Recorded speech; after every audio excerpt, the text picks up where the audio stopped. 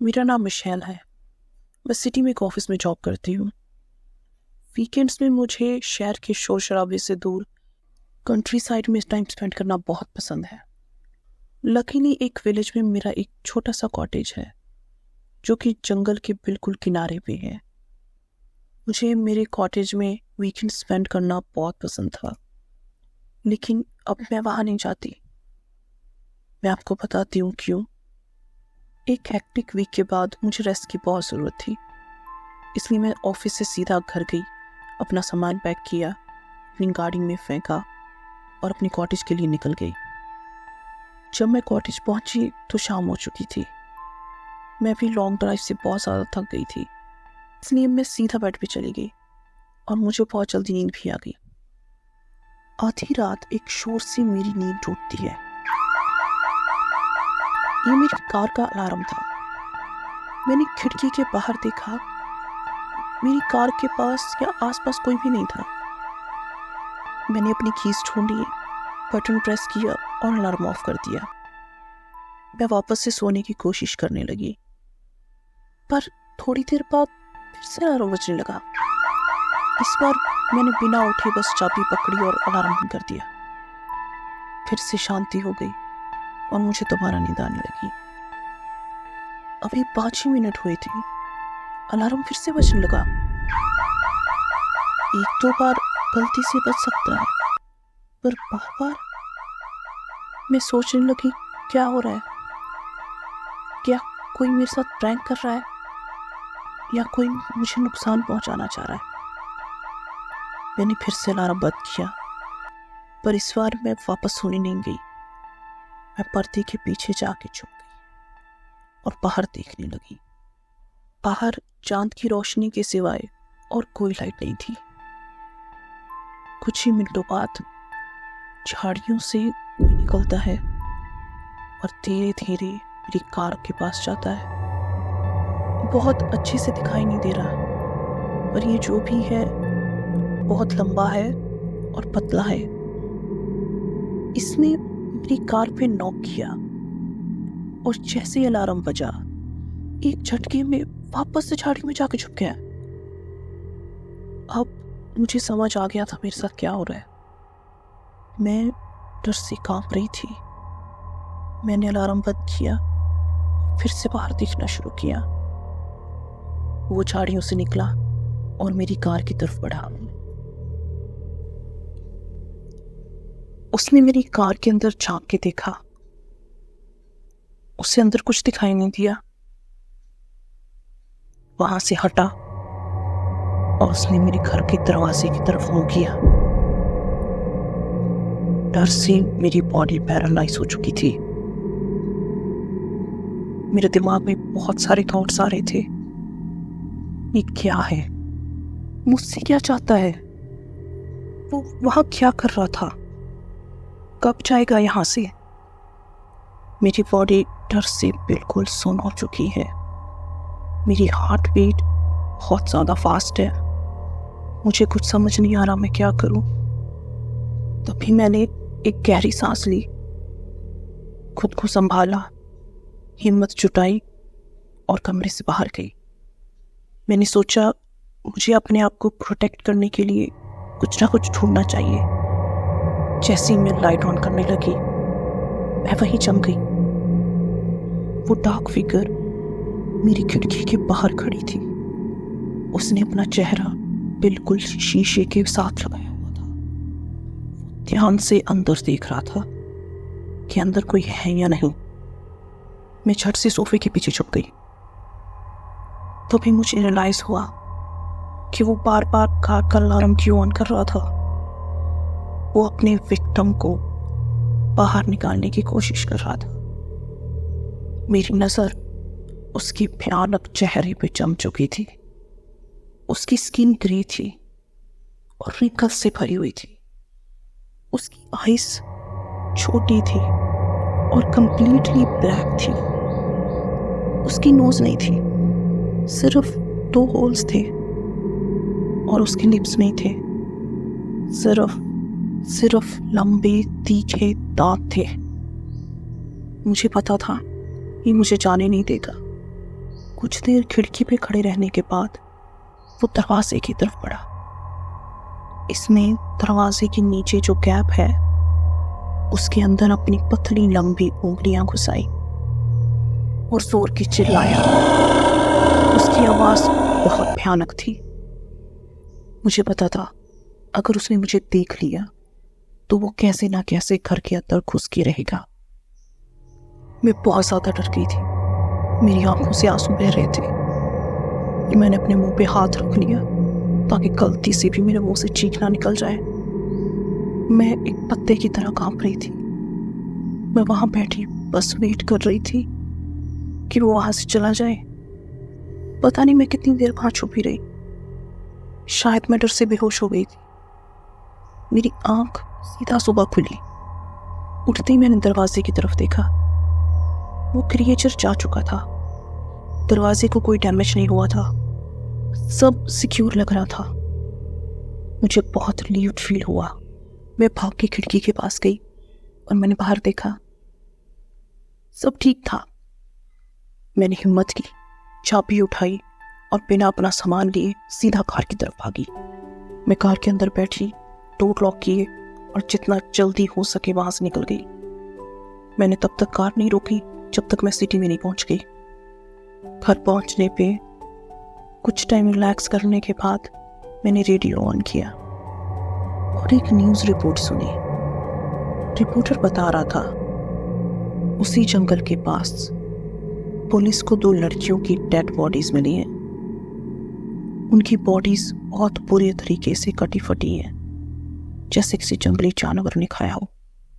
मतलब मेरी कॉटेज के बाद वो जंगल की तरफ गया था।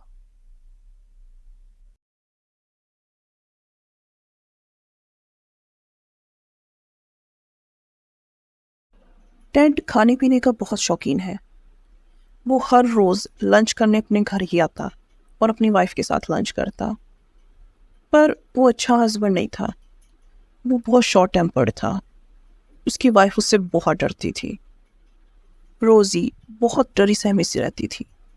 वो टेड का हर कहना मानती थी और अगर कभी वो उसका कहना नहीं मानती तो टेड उसे बहुत मारता था। एक दिन जब टेड लंच के लिए घर जा रहा था तो रास्ते में वो बutcher शॉप पे रुकता है और एक बड़ा सा लिवर का पीस खरीदता है। वो उसे घर जाकर अपनी वाइफ को देता है और उसे बोलता है कि वो डिनर के लिए उसे कुक कर दे। लंच के लिए उसकी वाइफ ने पास्ता बनाया था तो वो खाने बैठ जाता है। इनके घर के पास ही एक चर्च है जहाँ पर अक्सर फ्यूनरल के लिए डेड बॉडीज आया करती थी। जब टेड खाना खा रहा था तो उसकी वाइफ ने उसे बताया कि एक रिच ओल्ड वुमन की डेथ हो गई है। अभी उसकी डेड बॉडी चर्च में आ चुकी है और कल उसका फ्यूनरल है। टेड खाने में इतना बिजी था कि वो अपनी वाइफ की बातों पे ध्यान ही नहीं देता। उल्टा उसे उसके बोलने से इरिटेशन हो रही थी। जैसे ही उसका खाना खत्म होता है वो चिढ़ के उसे चुप होने को बोलता है और अपने काम पे वापस चला जाता है। शाम को रोजी डिनर प्रिपेयर कर रही थी। लिवर बहुत अच्छे से कुक हो चुका था। वो टेस्ट करने के लिए एक छोटा सा पीस लिवर का खाती है। It was just delicious. वो बहुत टेस्टी था। इतना टेस्टी खाना उसने लाइफ में नहीं खाया था। वो सोचती है कि एक छोटा सा पीस और खाए, फिर एक और। ऐसे करते करते पूरा लिवर फिनिश हो जाता है। उसे सडनली अपने हस्बैंड का ख्याल आता है। वो बहुत डर जाती है। उसे पता था टेड लिवर ना मिलने पर बहुत गुस्सा करेगा और उसे पीटेगा भी। अब शाम हो चुकी है, शॉप्स भी बंद हो चुकी हैं, तो उसे लिवर का पीस दोबारा मिलेगा भी नहीं। वो परेशान हो जाती है। अब वो इस सिचुएशन से कैसे डील करे। तभी उसके दिमाग में एक बहुत अजीब सा ख्याल आता है। पासी के चर्च में उस लेडी की डेड बॉडी पड़ी हुई है। इस समय चर्च में कोई भी नहीं होगा और उसका कफन भी खुला होगा। वो चर्च में जाती है और उस लेडी का लिवर ले आती है और उसे अपने हस्बैंड के लिए कुक कर देती है। रात में वो अपने हस्बैंड के सामने डरी सहमी बैठी है। उसका हस्बैंड खाना खाकर जैसे ही उठता है वो कहता है, दैट वाज जस्ट डिलीशियस।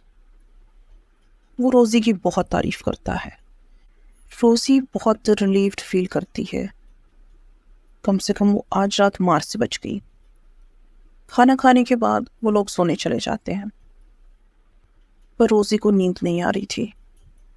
उसे अपने किए पे बहुत गिल्टी फील हो रहा था। तभी उसे ऐसा लगता है जैसे उसने एक आवाज़ सुनी, मेरा लिबास, मेरा लिबास कहाँ है। धीरे धीरे वो आवाज़ पास आते जा रही थी। वापस करो, किसके पास है। रोज़ी फिर से सुनती है। उसे लगता है कहीं ये उसकी इमेजिनेशन तो नहीं है, कहीं वो सपना तो नहीं देख रही। तभी उसे फिर से आवाज़ आती है, वापस करो, किसके पास है। नहीं नहीं, मेरे पास नहीं है, मेरे पास तुम्हारा लीवर नहीं है, उसने डरते हुए कहा। अब आवाज़ बिल्कुल उसके कान के पास आ जाती है, किसके पास है, किसके पास है। रोज़ी डर से कांपने लगती है। वो अपने हस्बैंड की तरफ इशारा करके कहती है, इसके पास है, इसके पास है। अब आवाज़ आनी बंद हो जाती है। वो डर के उठ के बैठ जाती है। वो इतना ज़्यादा डर चुकी थी कि सांस भी नहीं ले पा रही थी। उसे और ज़्यादा बर्दाश्त नहीं होता। वो अपने हस्बैंड को उठाती है और उसे सब कुछ बता देती है। टेड बहुत गुस्सा होता है। वो उसे उस घोस्टली आवाज़ के बारे में भी बताती है। टेड ये सुन के बहुत ज़्यादा डर जाता है। उसे भूतों से बहुत ज़्यादा डर लगता है। वो सोचता है कि वो लीवर तो अब मेरे पास है, मतलब वो भूत उससे बदला लेने आएगी।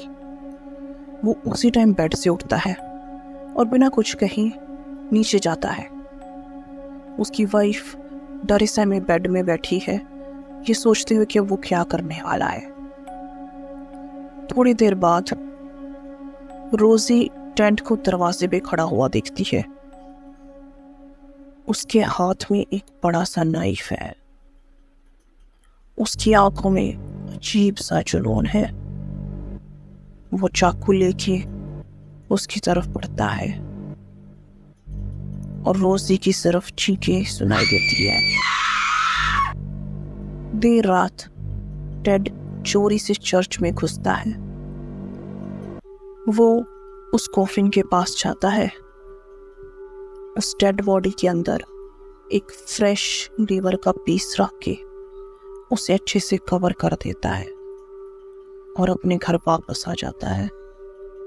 फिर उसकी नींद किसी ने डिस्टर्ब नहीं की और उस रात के बाद रोज़ी भी कभी किसी को दिखाई नहीं दी। बिली जॉब की तलाश में लंदन आता है। जैसे वो ट्रेन से अपना सूटकेस लेके उतरता है, वो रात गुजारने के लिए जगह ढूंढने लगता है। सड़क के दोनों साइड पे लंबे लंबे घरों की लाइन बनी हुई थी। वो सब एक जैसे दिख रहे थे। थोड़ा चलने के बाद बिली को एक साइन नजर आता है, बेड एंड ब्रेकफास्ट। वो छत से स्ट्रीट पार करके उस साइन वाली बिल्डिंग के पास जाता है और विंडो से अंदर झांक के देखता है। उसे फायरप्लेस में आग दिखाई देती है, जिसके पास एक छोटा सा डॉग कारपेट भी सो रहा है। वो देखता है कि रूम बहुत वेल फर्निश्ड है। उसे एक पियानो दिखाई देता है, एक बड़ा सा सोफा जिसकी साइड पे एक केज में एक पैरट है। उसे वो जगह पसंद आ जाती है। वो बेल रिंग करता है। एकदम से कोई दरवाजा खोलता है। वो थोड़ा हैरान सा हो जाता है। उसके सामने एक मिडिल एज लेडी खड़ी थी। वो उसे देख के स्माइल करती है और अंदर आने को बोलती है। मैं रात गुजारने के लिए रूम ढूंढ रहा था, बिली ने कहा। रूम तैयारी समझो माय डियर। ये कहते हुए उस लेडी ने बिली का कोट पकड़ा। एक रात के 5 पाउंड्स इंक्लूडिंग ब्रेकफास्ट। बिली प्राइस सुन के खुश हो जाता है। इतना सस्ता रूम और इतनी फ्रेंडली लेडी, वो कहीं ना कहीं उसे उसकी मॉम की याद दिला रही थी। वो लेडी बिली को 2nd फ्लोर पर लेके जाती है और बताती है कि वहाँ बहुत कम विजिटर्स आते हैं। कहीं ना कहीं इसका रीज़न ये भी है क्योंकि वो लेडी बहुत ज़्यादा चूजी है। वो कमरे का दरवाज़ा खोलती है। ये रहा तुम्हारा कमरा, आई होप तुम्हें अच्छा लगेगा। बिली थैंक्स कहता है, अंदर जाके अपना कमरा देखता है। कमरा वाकई में बहुत अच्छा था। तुम अपना सामान अनपैक कर दो और नीचे आके गेस्ट बुक में अपने साइन कर दो। ये कहते हुए लेडी वहां से चली जाती है। अनपैकिंग करने के बाद हाथ मुंह धोकर बिली नीचे चला जाता है। फायरप्लेस के सामने वो डॉग अभी भी सो रहा है। पियानो के ऊपर गेस्ट बुक खुली पड़ी थी। वो उसमें अपना नाम और एड्रेस लिख देता है। वो देखता है कि उसी पेज पे फिर 2 और एंट्रीज हैं। एक का नाम है क्रिस्टोफर और दूसरे का नाम है जॉर्ज। ऐसा क्यों लगता है जैसे मैंने ये नाम कहीं सुने हैं। वो बड़बड़ाता है। बहुत अच्छे लड़के हैं। उसे पीछे से आवाज सुनाई देती है। वो मुड़ के देखता है, वहां लैंडलेडी अपने हाथों में चाय की ट्रे लेके खड़ी थी। आई एम श्योर मैंने ये नाम न्यूज़पेपर में पढ़े हैं। क्या ये दोनों फेमस हैं? बिली सोचते हुए पूछता है। फेमस? लैंडलेडी बोलते हुए ट्रे रखती और सोफे पे बैठ जाती है। नहीं, मुझे नहीं लगता वो लोग फेमस थे, पर वो यंग और हैंडसम थे माय डियर, बिल्कुल तुम्हारी तरह। हाँ, पर मुझे पक्का यकीन है कि मैंने ये नाम न्यूज़पेपर में ही पढ़े हैं। आई एम श्योर थोड़ी देर तक मुझे याद आ जाएगा। हाँ ठीक है, बट अभी आके अपनी चाय पी लो। बिली सोफे पे बैठता है। लैंडलेडी उसके सामने चाय का कप रख देती है। दोनों चाय पीते हैं, पर बिली देखता है कि वो लेडी कंटिन्यूसली उसे ही देख रही है। बिली पूछता है, वो दोनों कब गए यहाँ से? वो यहाँ से कभी नहीं गए माय डियर, वो अभी भी यही है। वो दोनों 3rd फ्लोर पे हैं। बिली को ये बात थोड़ी सी अजीब लगती है। वो अपने चाय का कप नीचे रखता है और लैंडलेडी की तरफ देखता है। वो उसे देख के स्माइल करती है और पूछती है, तुम्हारी एज क्या है? 17। ओह वाओ, क्रिस्टोफर भी सेम एज का था, पर वो तुमसे शॉर्ट था। और जॉर्ज ही तुमसे थोड़ा बड़ा था, 28 ईयर्स। पर अगर वो मुझे खुद नहीं बताता, मुझे उसकी एज पता नहीं चलती। उसकी स्किन बहुत सॉफ्ट और बेदाग थी, जस्ट लाइक अ बेबी। बिली चाय का एक और सिप लेता है और पैरट की तरफ देखता है। उसे रियलाइज होता है कि वो पैरट सारा टाइम बिल्कुल नहीं हिला। क्या वो पैरट स्टफ्ड है? बिली हैरान होकर पूछता है। ओ माय गॉड, मुझे बिल्कुल भी रियलाइज नहीं हुआ। वो बिल्कुल रियल लग रहा है। ये किसने किया? ये मैंने खुद किया, लैंडलेडी बोलती है। और तुमने वो डॉग को नहीं देखा? बिली डॉग की तरफ देखता है और उसे रियलाइज होता है कि बिल्कुल पैरट की तरह ही वो डॉग बिल्कुल मोशनलेस है। वो उसके पास जाके उसे टच करता है। वो डॉग की बॉडी बहुत हार्ड थी और बहुत ठंडी भी। वाओ, बहुत मुश्किल होता होगा ना? अरे नहीं नहीं, बिल्कुल नहीं। मेरे जितने भी पेट्स जब मर जाते हैं, मैं उनकी बॉडी को स्टफ करके उन्हें प्रिजर्व कर लेती हूँ ताकि वो हमेशा मेरे पास रह सके। ओह, क्या तुम और चाय लोगे my dear? No thank you, Billy बोलते हुए सोफे पे आके बैठ जाता है। उसे वो चाय बिल्कुल अच्छी नहीं लगी। उसका टेस्ट अजीब सा था, कड़वी सी थी वो। बिली को बहुत ज्यादा गर्मी लगने लगती है। उसे सांस लेने में भी थोड़ी थोड़ी तकलीफ होने लगी थी। तुमने अच्छा किया जो गेस्ट बुक साइन कर दी, लैंडलेडी ने स्माइल करते हुए बोला। मैं थोड़ी भुलक्कड़ हूँ। अब अगर मुझे तुम्हारा नाम भूल गया तो मैं नीचे आके गेस्ट बुक से देख लूंगी। क्रिस्टोफर के साथ भी मैं यही करती हूँ। और वो दूसरा था जॉर्ज, बिली ने कहा। क्या इन दोनों के अलावा यहाँ कोई और गेस्ट नहीं आया? नहीं माय डियर, सिर्फ तो। वो लैंडलेडी एक क्रीपी सी स्माइल देते हुए कहती है। अचानक से बिल्ली को सांस लेने में बहुत ज़्यादा तकलीफ होने लगती है और उसकी बॉडी बिल्कुल पैरालाइज हो जाती है। उसका सर बहुत बुरी तरीके से चकरा रहा है और उसे बहुत ज़्यादा धुंधला नजर आ रहा है। वो लैंडलेडी बहुत क्रीपी वे में स्माइल करते हुए बिल्कुल उसके पास आ जाती है और उसे कहती है, अब तुम भी यहीं रहोगे।